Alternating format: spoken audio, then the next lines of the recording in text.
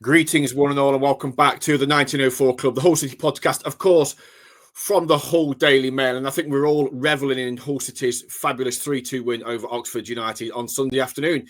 I'm back with some of the usual suspects in Fletch. Catherine, how are you two? I'll go first, Fletch, because you're very polite there. I'm excellent. I was hoping Fletch might know. I thought he was most likely to know when we last scored 3 goals at home or when we last had a home game quite as exciting as that. So I put him on the spot immediately. Leeds United? Yeah, the 3-3 draw. See, I said that, Catherine, without even moving my lips. That's how stat heavy I am. Are you well, Fletch, sweetheart? Yeah, I'm good. I wasn't at the game yesterday. I was pootling about around Birstall in Leeds, and as soon as I heard Mike White basically lose his vocal cords at McBurnie when the 88th minute winner, I think the car horn was going off, and everyone around that area was like, "What's the matter with him?" So I think I had good reason to celebrate. It's nice to hear that they've got some good attacking football again, and I think the start so far, without going too far into it right now, I think the start of the season has been very pleasing. Absolutely, and we'll get into that in just a minute. I'm delighted to say that we've been joined by legendary former manager at City, Brian Horton. And Brian, you were at the game yesterday. You were the club's special guest. They brought you out at half time to chat to the crowd. What was it like for you yesterday, Brian? And thanks for joining us. It's always fantastic to come back to Hull City. I mean, I went there as player manager, got promotion first year, and then went back with Phil Brown and obviously got promotion to the Premier League. And when I come back, the fans and the whole place. My children were born in Beverley, so that's always great. And it's just a special place. The reception I got at half time. And I must say as well, from the Oxford United fans, I was there 5 years manager of Hull City, was absolutely brilliant. The game was absolutely incredible. It's one of the best games I've seen for a long, long time. Both sides having a go, no defensive formations. It was really, really exciting football. And then obviously to score the goal so late on from McBurnie, and it was just from my perspective a great game of football, and that's what I like to see. I hate to see like 5 at the back and all defensive stuff and everything, but it was a credit to both sides yesterday, the football that was played. Brian, Gary said to me after the game, Gary Rowett, that he felt that the first half that Hull City were much the better team, and perhaps 2-2 flattered Oxford, that he felt that they were much better in the second half in terms of their defensive organisation. Obviously, that he made a change at half time. He took off the striker, put on a defender, changed shape to try and have a bit more control, particularly out on the wings where City were getting so much joy. Is that? Would you agree with that? Is that a fair assessment, that particularly at half time that City were better value than the 2-2 scoreline? Possibly, and you're right. He made the change to go with wing backs and to stop Hull City their attacking game. He might regret that, to be fair, after because you're thinking, well, could go get a result. It's snip and tuck both teams, and then he changes and goes a bit more defensive, and then they get done almost last kick of the game. So it's one of them, as a manager, sometimes you can't win. You think, well, if we take a point here today against a good Hull City side, it'd be good. But then to lose it last kick of the game when you've gone slightly more defensive is a little bit, from his point of view, maybe a wrong decision. From Jakirovic's point of view, though, he was positive, wasn't he? I guess some managers in football, perhaps with McBurnie not having played a huge amount, obviously he's not had a pre-season. He was training on his own at times, and then he went to Barnsley. But they perhaps might have taken McBurnie off after 75 minutes and gone Carl Joseph up front, put on another winger. But he went 2 up front. Well, he had 2 strikers on. He put another winger on. He swapped Akintola, the debutant, and Kamara. And he was just really positive trying to win the game, wasn't he? Absolutely. And I totally agree with that, because I all through my career, no matter what system I played, I always played with 2 strikers. I think to play with 1 striker is very, very hard, and you encourage the opposite side to keep coming at you, but with only one striker. So the one striker, is he going to go to the fullbacks? Is he going to challenge everything? It's a hard position to play when you're on your own up front. So he maybe again regret that decision. As I said, some managers are totally different. I was always brought up like that with Gordon Lee at Port Vale and Alan Murray at Brighton, David Pleat at Luton, that we always played with two strikers, and that's what I always did through my managerial career. And Catherine, Sergei said at the end of the game that it's important to send a message out to the players, to the fans, by being positive, and that's exactly. But that's what he's been throughout pre-season, isn't it? He's been positive, and he's a positive manager. It was, and you know, I thought it was a bit of a risk as well, the subs that he made, because I thought Casey Palmer was playing brilliantly at the time, and him and Darla, obviously Darla seemed to pick up that little knock, and they both came off, and it did feel like the first kind of 5-10 minutes while Kamara and Akintola were sort of feeling their way into the game that we'd kind of lost a little bit of momentum. But to put Kyle Joseph on as well and go to up top and leave McBurnie on, it was a bold decision, and you could see, it took Kamara a little bit of time, but once he did come into the game, he obviously played a key role in the goal too. So the subs in the end worked, and I think also at one point he considered taking Ryan Giles off because he seemed to call Brandon Williams over at about 90 minutes, and then he didn't seem to come on, and then Giles obviously gets the assist for the goal. So it felt like he got kind of everything spot on yesterday, and the risks that he took obviously paid off. Fletch, there's a lot of players to talk about, but Catherine mentions Giles there. It's a fascinating situation, isn't it? Because obviously he came in, Liam signed him from Luton on loan, and it didn't really that kind of move didn't really work. Obviously, last summer there was a big flirtation with Middlesbrough. He was in the team, out the team. He ended up going to Middlesbrough under Michael Carrick. Again, that second half of the season at the Riverside didn't really work for Borough or for Gilo. I spoke to him at Stockport. He said he did a lot of soul searching over the summer. He's come back. He came back with an ankle injury, but he's recovered from that.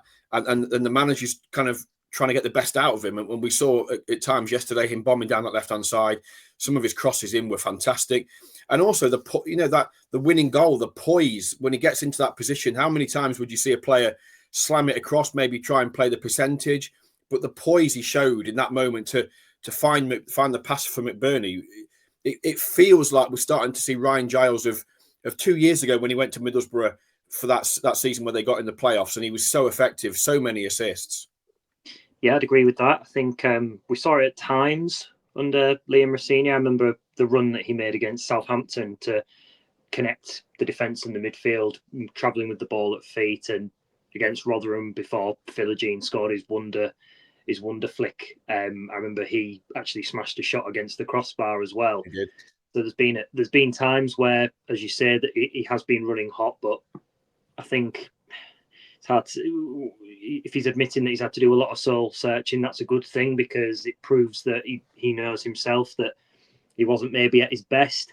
And I think whatever's been said to him in the off season, whether everything's been stripped back for him and they've just told him to go and play his game and worry tactically about everybody else, we'll see that over the next few weeks. But encouraging, because I would have actually been quite disappointed if they'd lost him, even though the writing seemed on the wall at one stage that he was going to go to Middlesbrough. I still think there wasn't really any left backs out there in the market at the time to replace him, and now we've got someone who's coming in, Brandon Williams, who has that pedigree from before, and they're going to have a nice competition, I think, in that position. There's not too much to separate them. I know it sounds a daft question to ask, Brian, but just how crucial are your fullbacks, particularly fullbacks that have got an engine that can get up and down, but crucially, when they're going forward, have got that ability to put quality crosses in the box, and like we saw with the winning goal, to make the right decision in those key areas. It's obviously very, very important, and I thought yesterday that Lundstrom was outstanding. He's like the holding midfield player that allows the fullbacks to go, because he's always just sitting out there, and his passing is excellent. I thought he was probably the best player on the pitch yesterday. But I same as Catherine, I was surprised that he took Casey Palmer off, but at the end of the day, they win the game, so you can't question the substitutions, can you? It's one of those. But so all the substitutions, I mean, there was lots of substitutions yesterday, 4 off both sides, I think, and so it's very, very tactical at times. So when you win the game as a manager, you made the right decisions, haven't you? No matter what happens, nobody can question it. So could you question the Oxford manager for making those changes and think, oh, should have stayed positive and tried to win? We've tried to stop Hull more than we've gone out to set ourselves out to try and go and win the game. We set it all out to be a bit more solid at the back. So it's very difficult as a manager to say whether you've made the right decision. The only thing you can do is say, well, we won the game, so I've made the right decision. And the crowd, I thought the crowd yesterday were magnificent. They were getting behind the team because, as you say, that they've made a positive start to the season. They look a very attacking side. I didn't see that much of them last year, but obviously to come in and make those tactical things, the players like that. They like to be thinking, oh, well, we're going to go and play to win the game rather than we're going to go and play for a draw or whatever. So I thought his tactics yesterday were spot on. Will and Rich are amongst the people on at the 1904 Club on Twitter that have raised Lundstrom, Catherine. They've needed a number 6, haven't they? They've not really had that controlling number 6 probably since Seri left a year ago. But Lundstrom is a very, very good technician at this level, isn't he? He is, yeah, and I'd agree with Brian. I think he was probably my player of the match yesterday. McBurnie has probably won it with the 2 assists and a goal. But I just thought he just made everything work. And we've needed a midfield player like that for so long. I can't remember the last time we had sort of a player like him that just controlled things, that you could have that trust in to. And Brian made a good point about letting the fullbacks go forward, because they were going forward a lot, Drame and Giles. And sometimes there were kind of gaps that Lundstrom had to kind of come and fill and just make sure that, he was there at the right time. The only concern I have is the sort of lack of depth in that position. If anything happened to him, if he got an injury or a suspension, there's nobody really that can kind of come in and play that role. And I think he's going to be really, really crucial this season. Probably one of the most kind of crucial players in the team. And he's just got that experience at this level that we've needed for a long time. And hopefully we can keep him fit and he continues to carry on playing the way he started. And Fletch, on Lundstrom, I guess it's a mark of the work that City have done in the transfer market, given their restrictions, that they've been able to sign a player of Lundstrom's quality. Obviously, there will be people out there that say, well, you've only got him because of the Trabzonspor Ajanil link. I guess it doesn't really matter what links you've got. You've got to use everything to your advantage, and other clubs will use their relationships with other clubs to their advantage, and City are absolutely no different, and they've got, however it's happened, they've been able to get a player of that quality in their dressing room, haven't they? Yeah, they have. And what we've said before is I think he's got an excellent range, not just between passing, but also that leadership quality in the midfield, and being able to, pick his team up around him if absolutely necessary. I mean, I don't know how much Brian he's like certain Ian Ashby was his skipper when he was at the club, but I think he certainly has that aura about him, in particular, that he will be a midfield general for those around him. Yeah, I mean, you need players like that. Ash was a leader and on and off the field, but he played that role and sat in.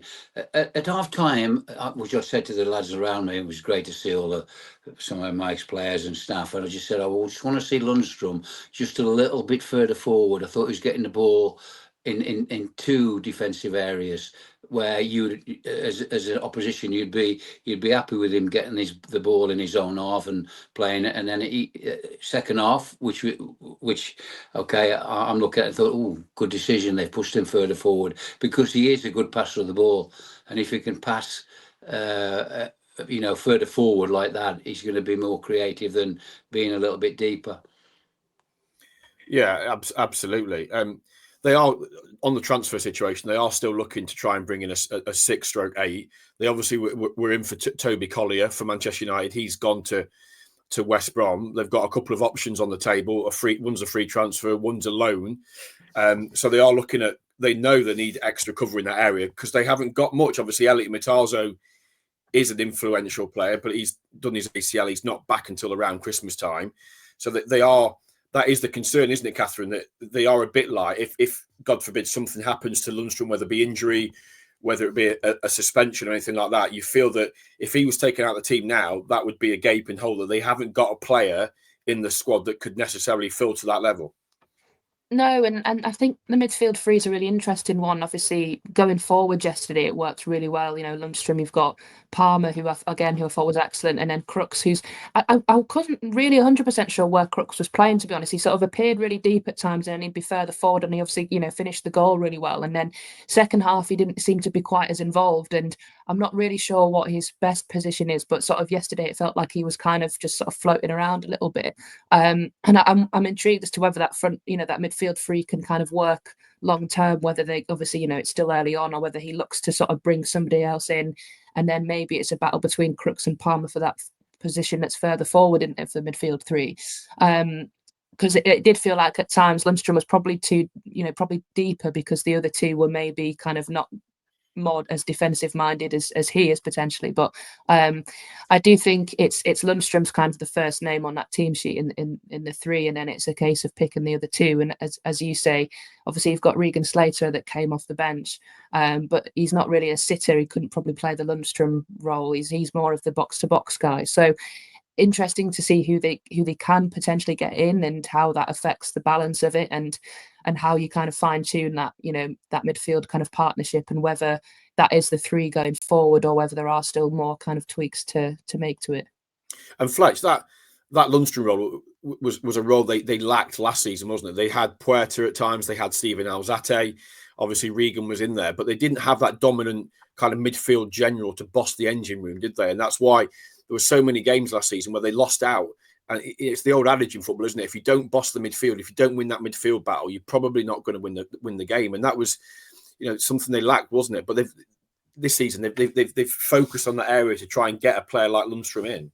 Yeah, I mean, Slater to me is like a box to box, if anything. And then Alzate, when he was here, you know, he'd sit in the hole, but I think it was maybe just, if he was either a passer or he was a sitter, he could never really blend the two. And then I think Puerta was a decent example of that, but you know, water under the bridge and all that. So any clues you can give, Baz, to what sort of areas they're looking at with these 6 and 8s? Well, not at this stage. Like I said, they're scouring the market far and wide, and the restrictions are making it difficult for them. But as we've seen already, they've done really well with the restrictions. And just on that, we're still waiting for the outcome of the appeal. The independent commission that chaired the hearing almost 2 weeks ago now. It'll be 2 weeks on Wednesday. We still haven't got the outcome. The owner is still waiting. The football club is still waiting. Obviously, as we record this morning, there's only 2 weeks to go until the window closes on the 1st of September at 7 o'clock. So they're just, they are. It's frustrating because they've obviously missed out on key targets because of the embargo, because of the restrictions. But yeah, we're just gonna have to wait and see. They want to keep the cards on this one close to the chest. I think they wanted Collier to be kept a lot quieter, but obviously, as is the case with transfers in this day and age, everything always gets out by at some point somewhere.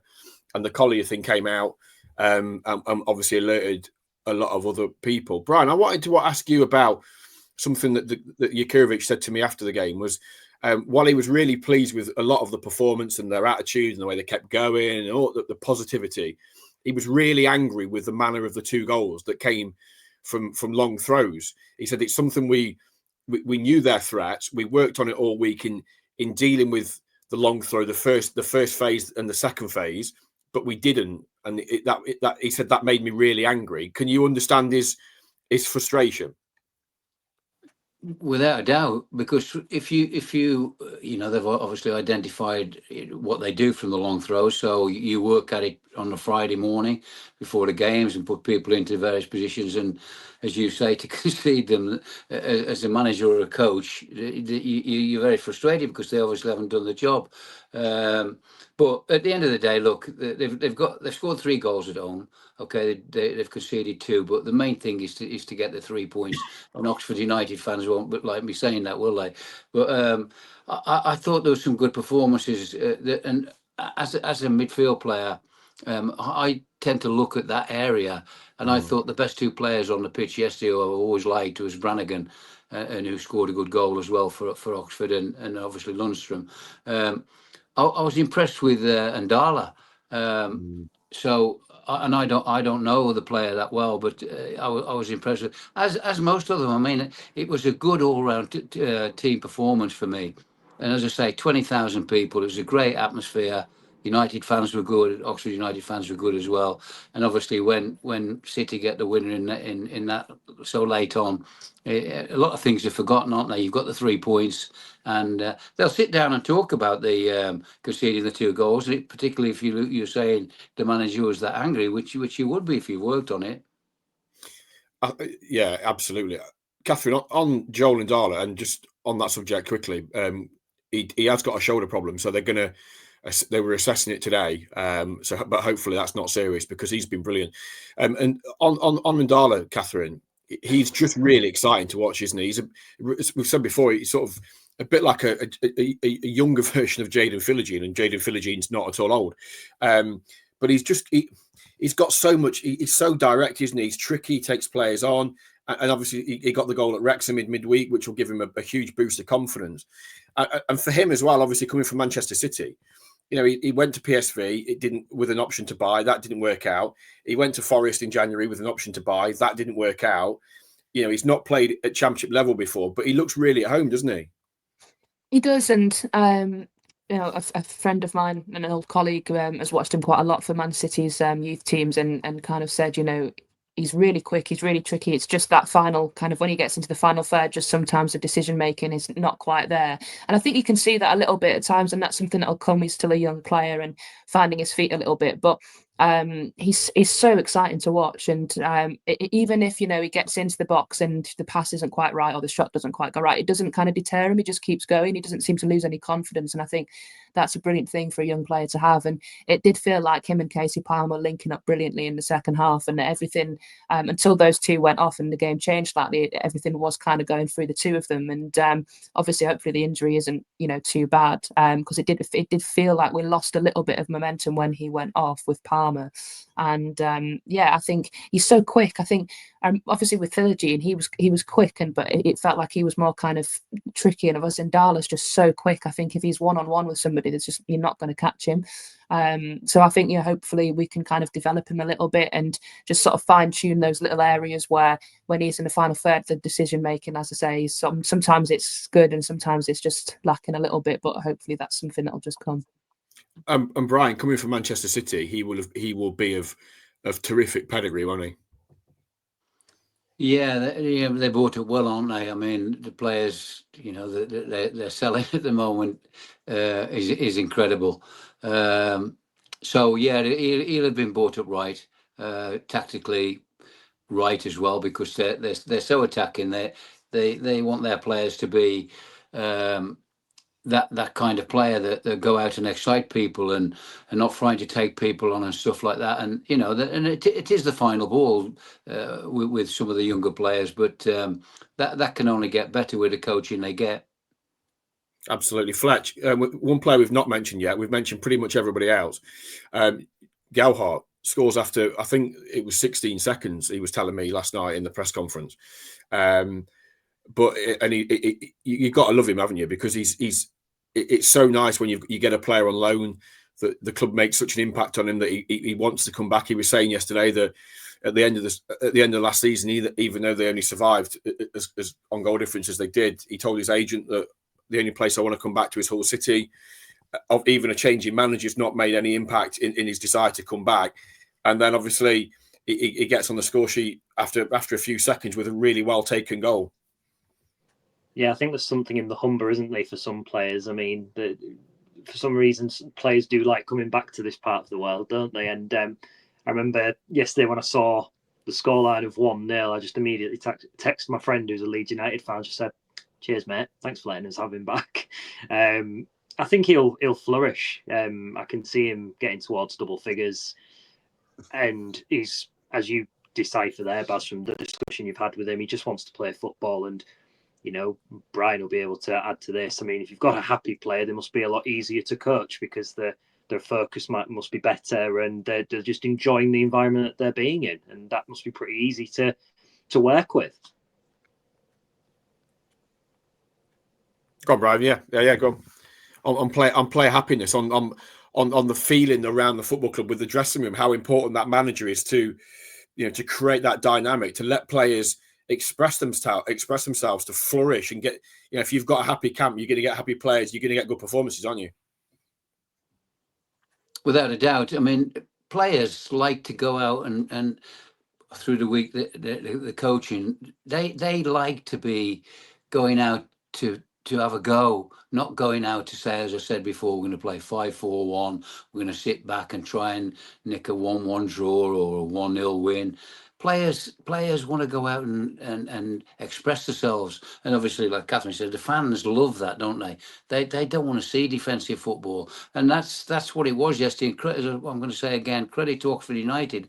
Apart from changing and going for a port, generally they were having a go, and it was just a good game of football, and hopefully Hull City carry on in that vein, because players like to express themselves and be involved in a team that is exciting and fans like to watch and see. It was really great to see from both sides yesterday. That they made it such a great game, and the crowd had a major part yesterday, because you could tell they were enjoying the game, and 20,000 there.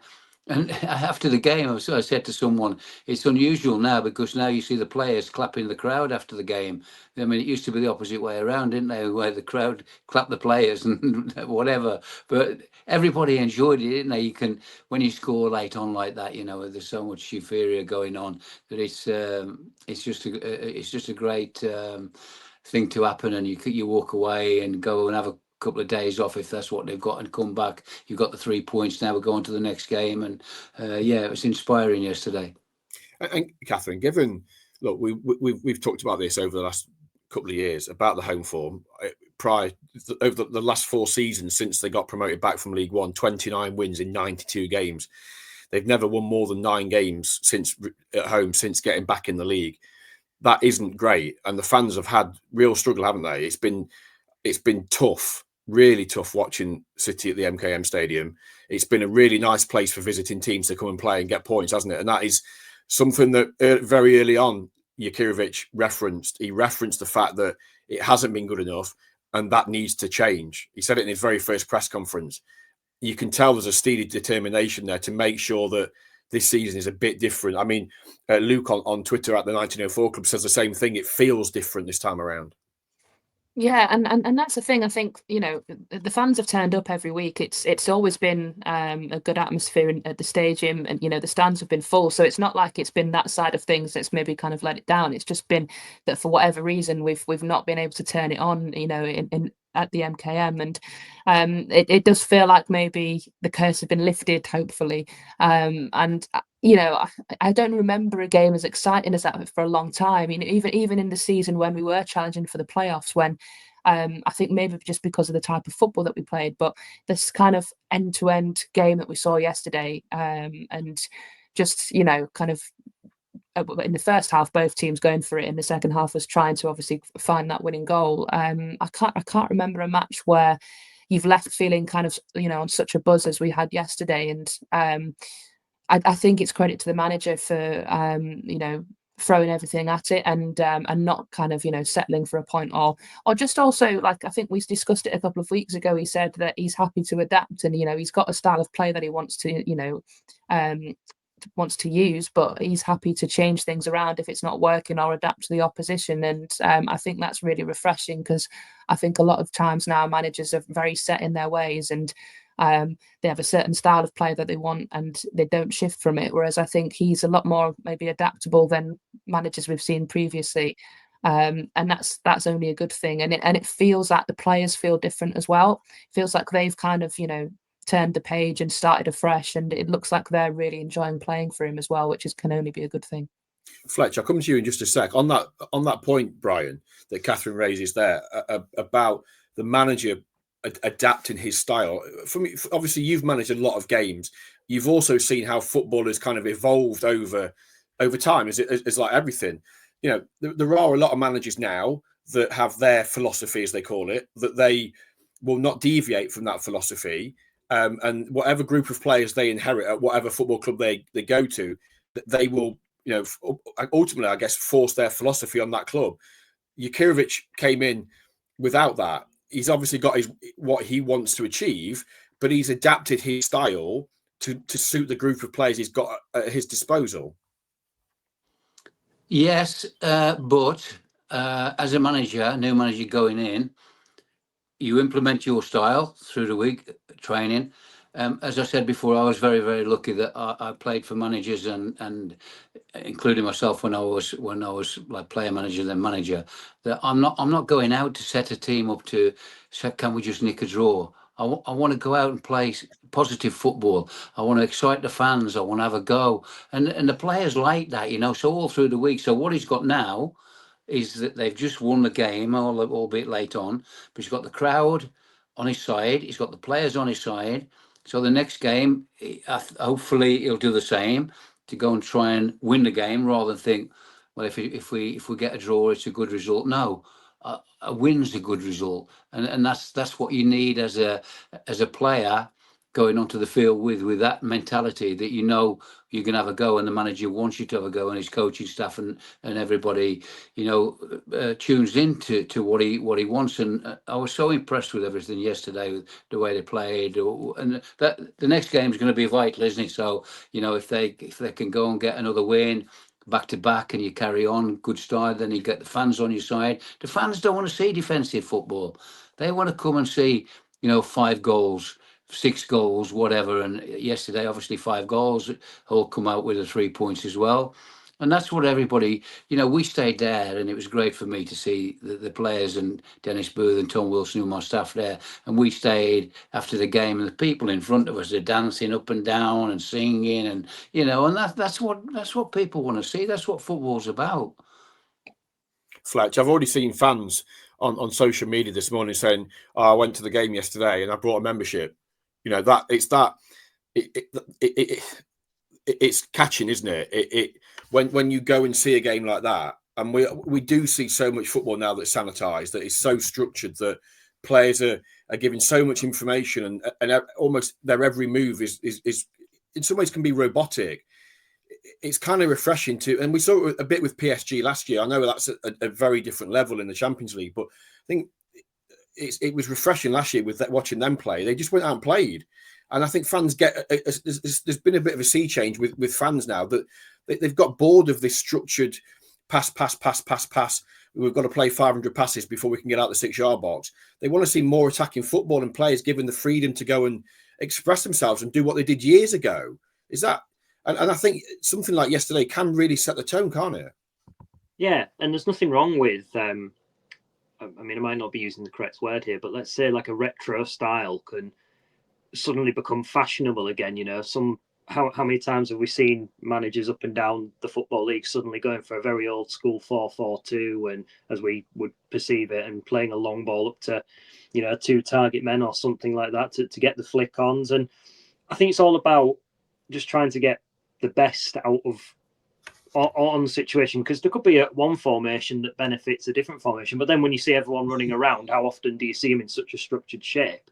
I remember last year, the one thing that really bugged me about the back end of last season was when Ruben Sayers had said, I can't remember which game it was, I think it was Watford, after the Watford game, and they'd lost 1-0, and he said, I want the players to go and stand in these positions, like the players are getting in the right positions, but the cross isn't the right one, or etc. And I'm like, surely a striker like McBurnie or a midfielder or whoever, okay, you can be in a zone where you need to be, but to be in an exact spot at an exact point of time, that is quite robotic, and you remove any sort of leniency, really, because if you go against what a coach is saying in that regard, then it's an easy excuse for the manager to come out and make in a post match. Whereas really, I'm a believer of just like Pep Guardiola says, when you get to the final third, his philosophy is, my job is to get you to the final third. Your job is to finish it, and you can do it in any way that you want to do it, as long as you're successful in it. And then he's got no qualms about it. So, I'm losing my trail of thought, but in summary, I think I'm a promoter of freedom. And I take your point that that's kind of what Sergei is appealing to. And when you get that, and you get fast-flowing attacking football with players who look relaxed, the shackles are off and they're expressing themselves, then yeah, it's going to be a fun atmosphere. And that's always been something about the ownership model, which has always remained. I think there's always been that ethos and that statement of wanting to be exciting. It might just be that some managers they've had previously haven't been able to deliver it, and then that's created a concoction of negativity. And Catherine, at this stage of the season, it's about getting points on the board early and getting wins under your belt early and getting that confidence and building that little bit of momentum, isn't it? And just to finish on this kind of on the Oxford game, really, that 3 points is it's so important. It kind of feels it would have been 2 dropped had they have not won the game yesterday, given how the game played out. But however they got the win, and I guess that the grandstand finish, the dramatic finish, the McBurnie goal, it kind of just fits the whole, theatre, really, doesn't it? It does, and I think McBurnie said after the game, didn't he? There's nothing quite beats a last-minute winner, and you know, with the way football goes, if you drop the points in that game, it feels very, very different, even though it's only the second game of the season. But I think if you'd have offered, you know, most fans 4 points from the first 2 games, you'd have absolutely taken it. And it's a brilliant start. And I actually had a question for Brian about, you know, the expectation on the team this season, and kind of back when you were assistant to Phil Brown in that championship season when they got promoted. Obviously, the previous season, they'd stayed up right at the end, and probably wasn't much expectation on the club going into that season when they did get promoted, and they probably caught a few teams by surprise. And I'm not suggesting for any you know, that we're going to finish third this season, but obviously a lot of the pundits, for example, have predicted Hull to go down because of the fact they struggled last season and, you know, stayed up on the final day. And I just wondered, you know, looking back to when you were there with Phil, whether that kind of being able to maybe, you know, play not without pressure, but without a bit of expectation, whether that helped in that season, and whether you think, you know, this club and this team are maybe going to benefit from the fact that people have written them off quite early on. Well, players like to have the freedom, and certainly when I was with Phil, we gave them the freedom to play. We never went out and set a defensive side up. You know, I mean, Ash used to sit in like Lundstrom did yesterday, but Dean Marnie would break on from midfield. The 2 wide players would do that. We generally played with 2 strikers, so it was normally 4-4-2. But then, you know, when we got promotion, you bring people like JJ Okocha in. I mean, you know, one of probably the best players in the world. But we always set out to be positive, and that's the word that players want. I don't want to be going out thinking or being told you can't do that, I want you to be breaking forward in case it breaks down. You've got to take chances in football, and yesterday that's exactly what happened. He set them up to say, go and have a go. We'll have Lundstrom sitting out of it, so that's a little bit of cover. But as players, you want that. What's the right word from the manager's voice to be saying, look, I don't want you to be defensive today. I don't want to come out with a 0-0 draw. I don't want a 1-0 win. No matter how you win, 4-3, 3-2, whatever. Let's go and excite people, enjoy playing, because that's what football's about. As well as the supporters, the players want to enjoy playing. You know, it's 90 minutes of freedom. I don't want to be going out there, and you used the word before, shackles on. You get the shackles off and go and enjoy playing, and you'll win more than you lose. And looking at them yesterday, they're enjoying the football. Certainly the fans are enjoying the football, because they just want to see a winning team, and a winning team that are playing some good football. Absolutely. And Fletch, 4 points from 2 games. I know they went out of the cup at Wrexham, and it's funny because I was sitting there in the press box at Wrexham. They were 3-1 up, 89 minutes, and Giles had got the ball. They were down on the left-hand side in the Wrexham half. And I'm thinking, they look a damn good side. They look a really, really good side. I know that then, 70 seconds, they conceded twice from 2 crosses, and they ended up going out on penalties. But for having fallen behind against the run of play at Wrexham, to come back and go 3-1 up, that was really positive. And they look a good side, don't they? They look really well organised. They look fit. They look strong, which are the 2 things in the Championship you've got to have. If you're fit and you're strong and you're well organised, you're not going to struggle. You're going to do well.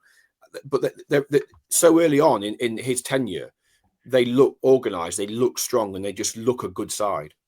Yeah, and I guess it covers things I've said already, really. I mean, they look well polished, as you say, Baz. And it just like Brian said, like everything just feels like it's been dropped, and it feels like almost like a blank canvas. And the buy-in of like, what do you expect? I'll put my philosophy down as a coach, but I want that feedback straight away, and everyone just seems to be on the right page, which is fantastic to see.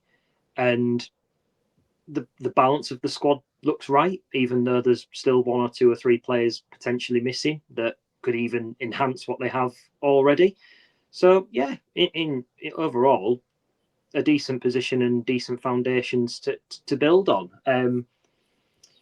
So yeah, I think moving forward, Blackburn will be an interesting game. We might touch upon that at the end, but I'd like to know from Brian how on earth you are able to coax someone like JJ Okocha to the football club in the first place. How on earth did that even come about, for those who don't know? Well, Phil had him as a player with Sam Allardyce at Bolton, so he knew him, didn't and he was an outstanding player. You couldn't ask JJ to defend it. He was just top quality. And the other one that springs to mind is obviously Giovanni that we got from Man City. You can't get top players like that and ask them to go out there and be defensive. And let me tell you, I would have never signed for a defensive manager. No matter what, it's offered me more money than someone else. I wanted to play with somebody that wanted us to go out and play and enjoy, and that's the biggest word for players to hear.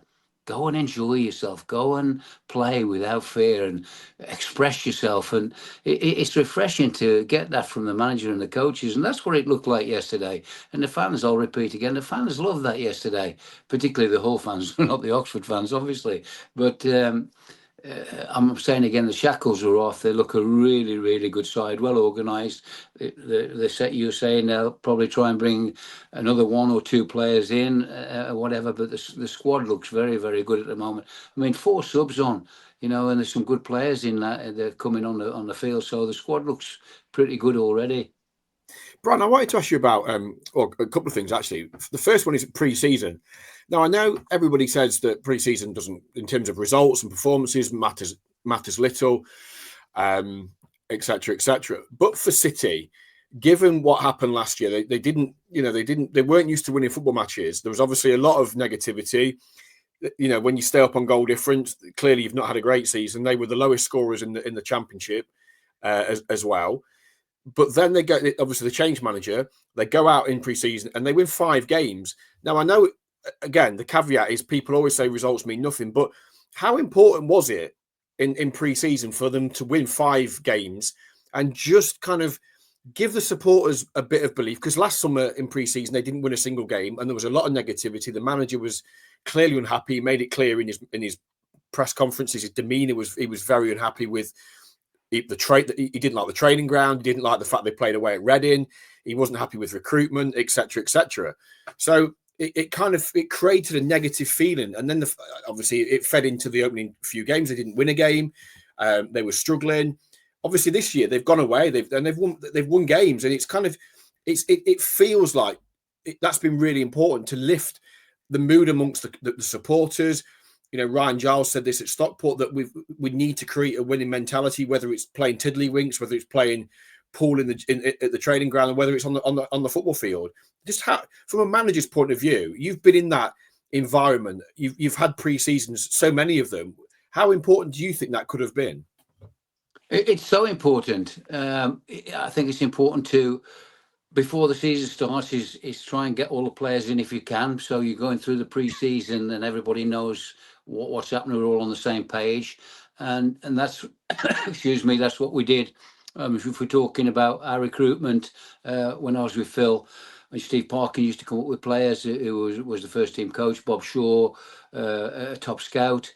I'd go out scouting and watch players, but we talk about when you sign in players that we did. It was Fraser Campbell, for example, who made the winning goal for Dino. I mean, we'd watched Fraser play for Man United, or I'd watched him, and Bob Shaw knew about him as well. So recruitment is vital.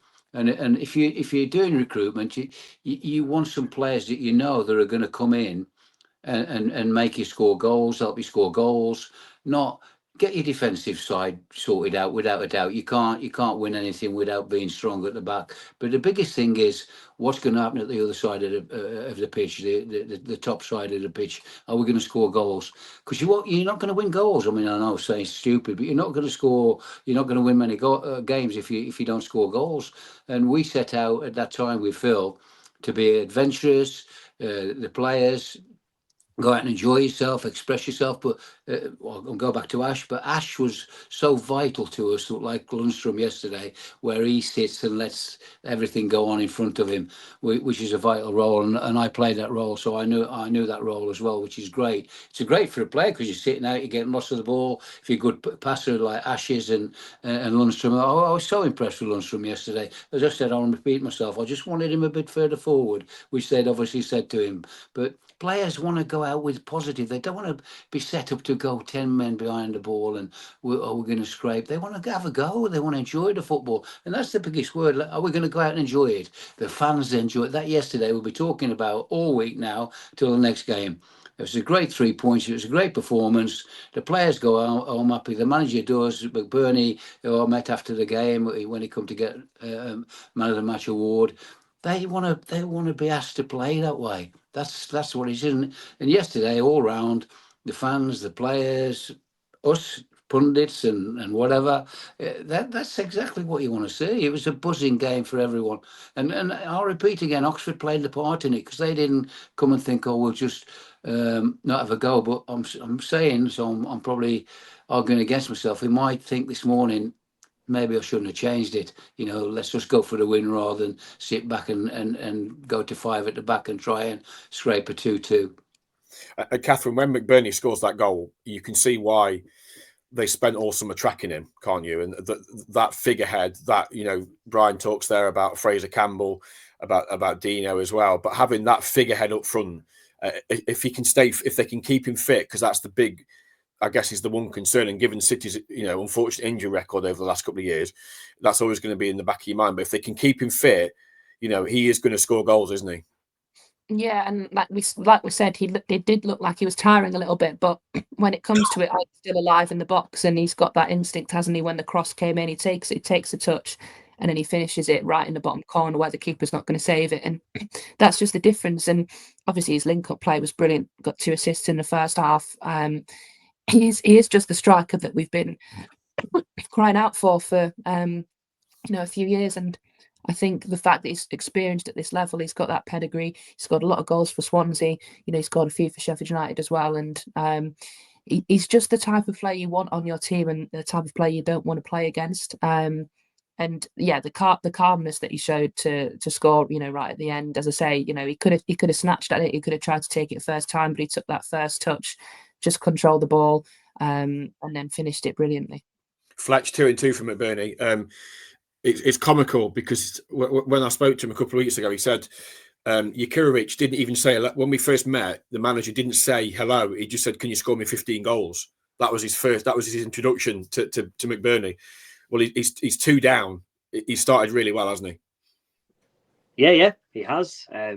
You brought him in to score goals, and he is. And I think he encompasses things we've discussed before on previous episodes, where he's the phrase we've used. He's that house made of a certain substance that we can't say before 9 o'clock in the watershed. But that's what they've needed for some time. They've needed some people who are going to be more aggressive, maybe a bit naughty, in the right way. That can express the dark arts of football a little bit.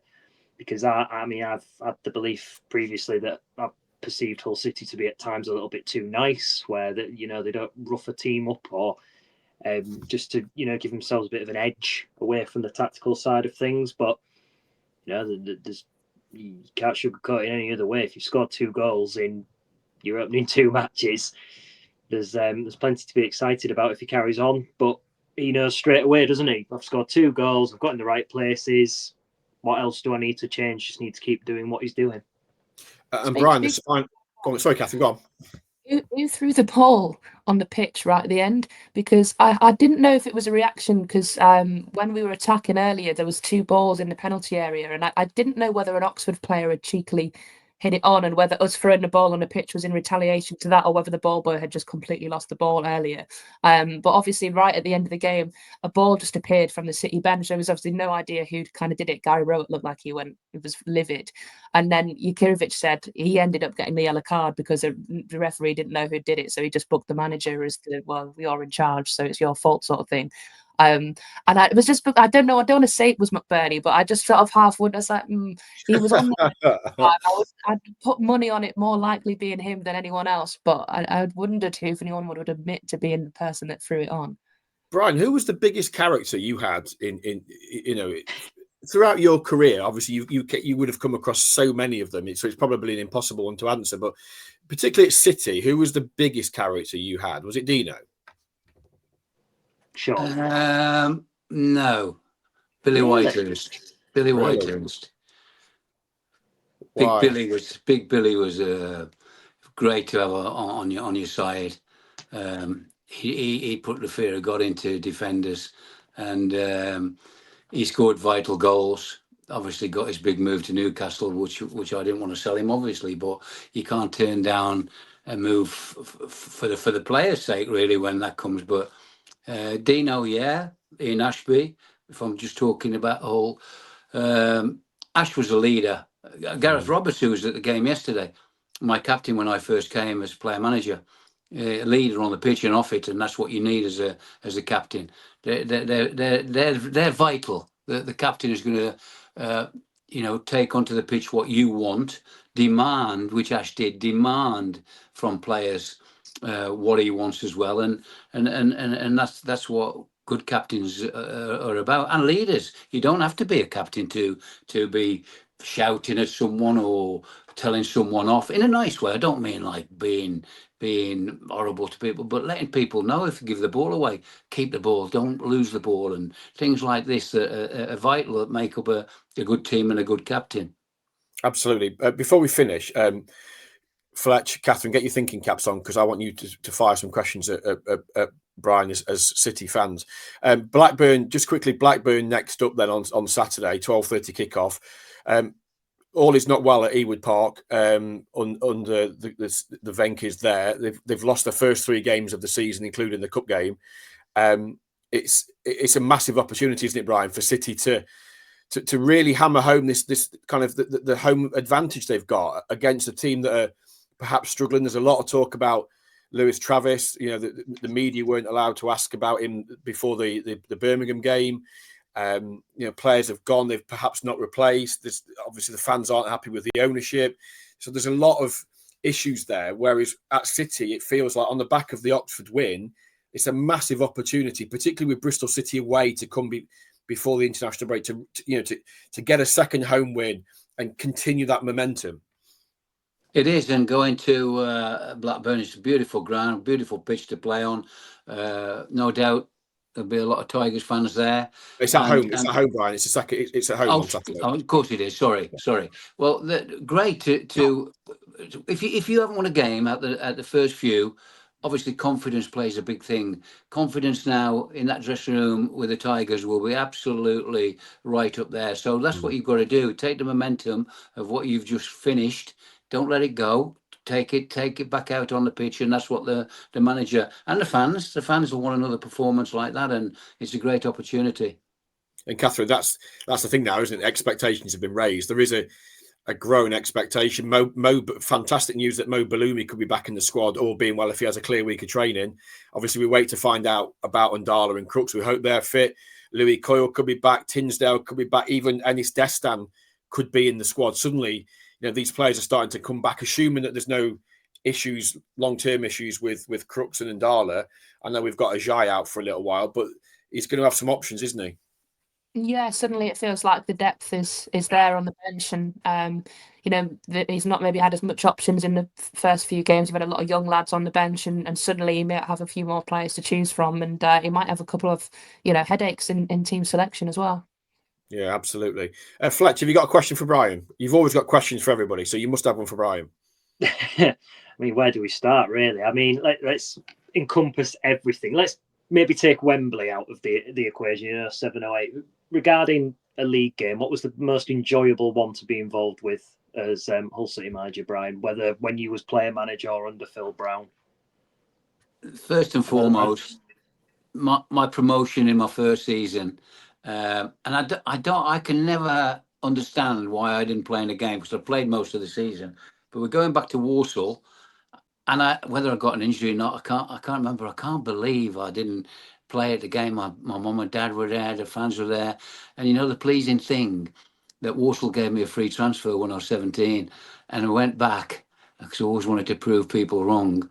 We went back and won that day 1-0, and Pete Skipper, God bless him, scored the winning goal. We won 1-0 and got promotion in my first full season. So that was obviously one of the best games. But the game, apart from the Wembley one, was the 2 games against Watford, which were brilliant wins. We won away, but they surprised us when they came to our place, because they changed the system, because they were a very defensive team, and they hit us. And I'm sitting in the stand, because I used to go on the earpiece with Phil and go, they've changed the system, Phil. They've gone really, really attacking.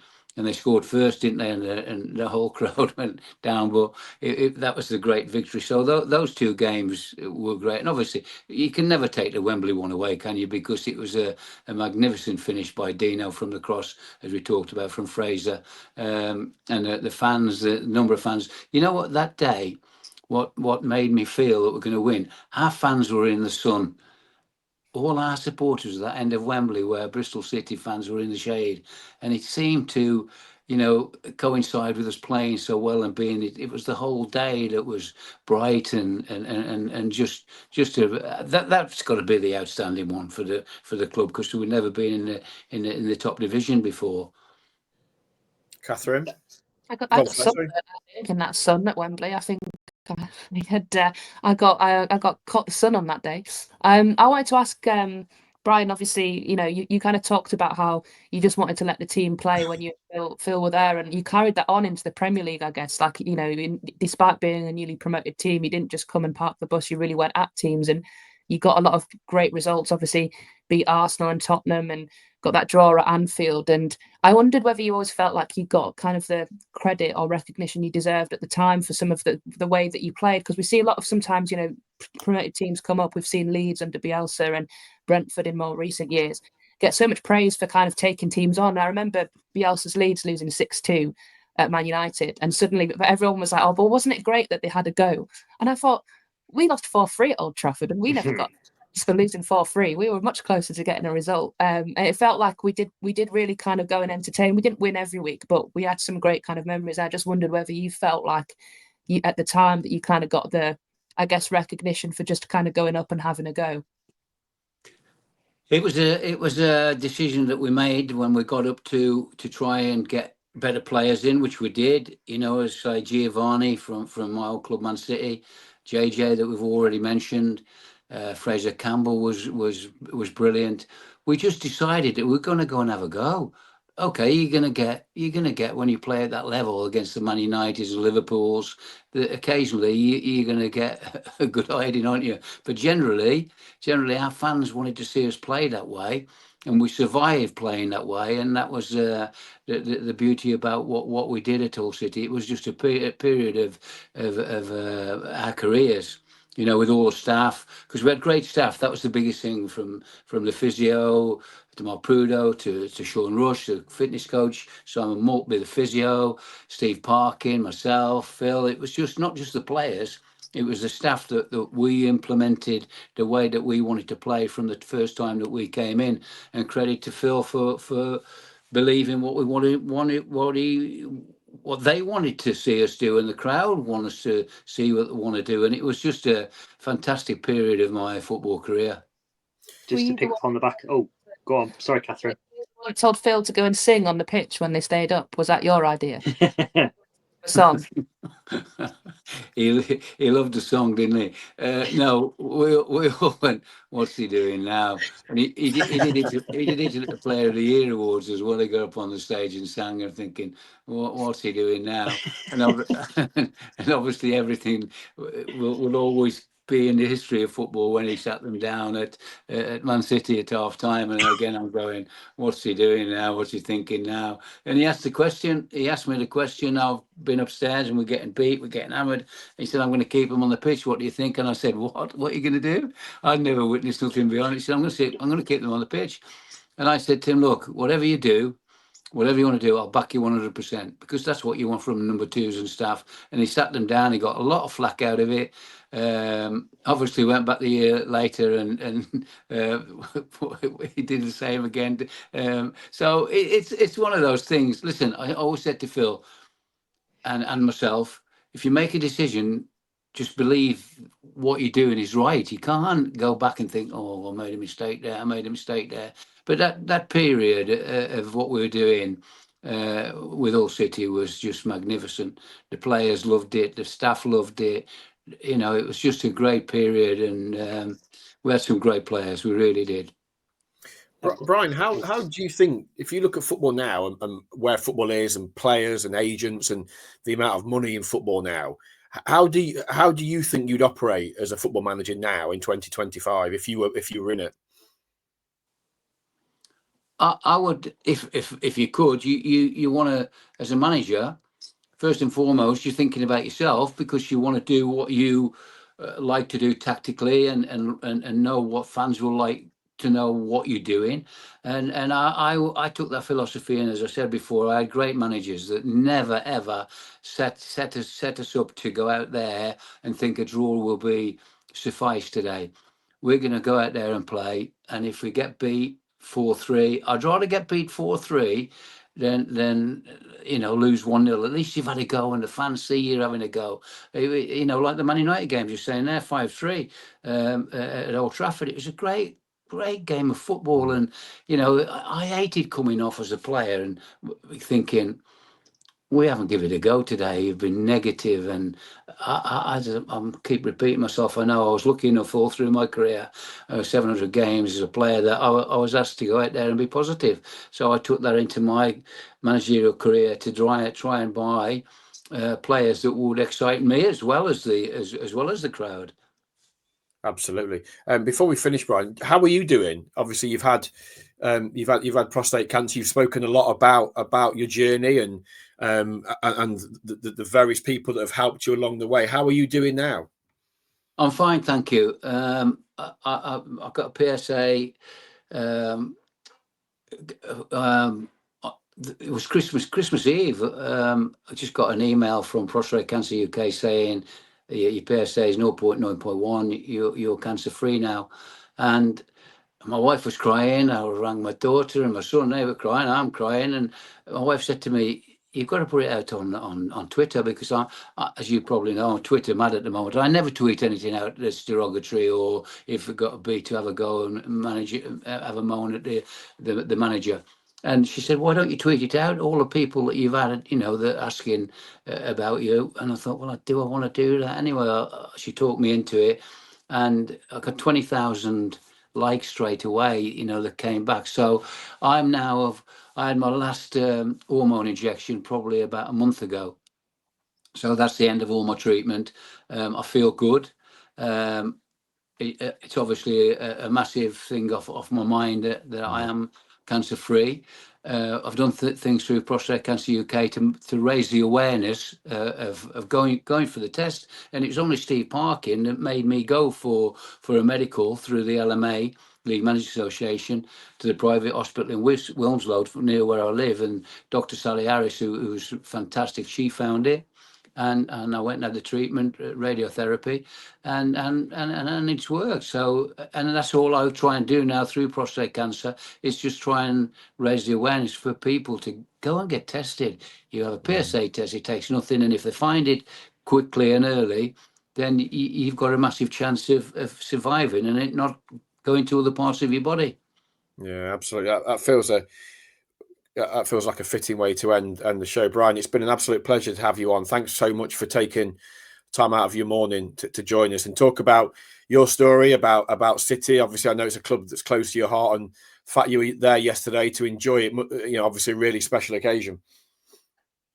Yeah, it's always great going back, and the people are always fantastic, you know. But it's just nice to talk about the past like you've done today, you know, because they can't take it away from me, can you? But just in my tenure in both times, 5 years as a manager and what, nearly 3 with Phil, 8 years at one club like that, and you can't take that away from me. It was just special times.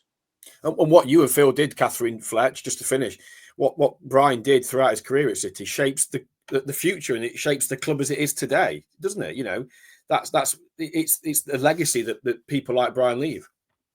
Yeah, there's been some brilliant times. You know, I've been quite lucky since I've been growing up watching Hull, and my dad always tells me it never used to be sort of this good. We used to be terrible, sort of thing. And you know that period when obviously Phil and Brian were there, I was still quite young, but you know you'd look at the Steve Bruce era, and you know he achieved some great things. But I think the era with Phil always felt a little bit more special because it was so unexpected. No one ever could have thought that we would get up to the Premier League, and like I kind of said earlier, there was no expectation. There was no kind of, you know, we didn't go into that season believing we were going to get promoted, and then to go up and get some of the results that we did, it just felt, you know, that being the first people to do it felt really special. And you know, the other times I think maybe there was a little bit more kind of hope under the next managers that did it, that they would, you know, go up. But I think that was always my favourite times of being a Hull fan, you know, from my childhood, was that kind of this you know, never expecting us ever to get to the Premier League and then achieving it at Wembley. It was just such a special time to be, you know, a fan of the club. Brilliant. And Fletch, final thoughts? Yeah, I think from most City fans, or all City fans, I should say, I think a thank you is in order actually for Brian and Phil, because under their tenure, obviously with Paul Duffin as the chairman at the time, it took you took the football club places it had never been before. I can still remember looking on Match of the Day, I think after we'd beaten West Brom and we had 20 points after 9 games, and we're sitting joint top of the league, and you know we've been absolutely nowhere near that ever since. But it's just that you know, what was the 07-08 advertising all the way through the season? It was Dare to Dream, and we lived that dream for a little bit. So I know this sounds incredibly soppy, Brian, but I think most Hull City fans would say thank you very much for what you did. Thank you. And I think looking back just quickly, that I know we won our first game at home, which was brilliant. Gio scored, but then to go up to Arsenal and Tottenham the next 2 games, and Gio scores again with 2 wonder goals, that will always remain in my memory for the rest of my life. Yeah, absolutely. I'll just say this really quickly. I always remember the biggest wind up my dad ever did on me was involving Giovanni. Because of what he did in that first season, I went and got his name and number on the back of the next year's shirt.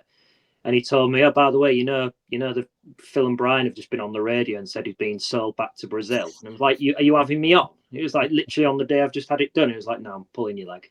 So but, the day Giovanni signed, I actually saw him in the McDonald's in Hull. It was sort of like he'd clearly just gone in there after signing.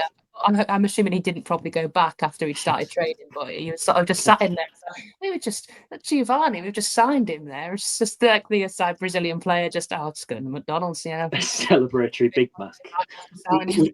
Was he keen on a cheeseburger, Brian, Giovanni?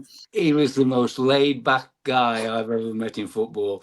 Occasionally, because he lived in Manchester as well as me, and occasionally I would get a lift, because he had a driver, so Gio would go in the back of the car and he would sleep from Manchester to Hull, and I used to get a lift occasionally. And he's the most laid-back, fantastic guy that you could ever wish to meet, and that's the way he played, didn't he? I mean, the goals that he scored in those 2, and obviously magnificent one, which I was delighted with the win at Arsenal. But the 2 goals he scored were in those 2 games. So like he's gone now, but he got a goal in the pre-season game abroad, which was I think one of his first games. He did the same again. So straight away you come in as a Brazilian player that played at the top level, and he comes in and everybody's going, I wonder how much money he's on. I hope he produces. And then all of a sudden he's gone goal.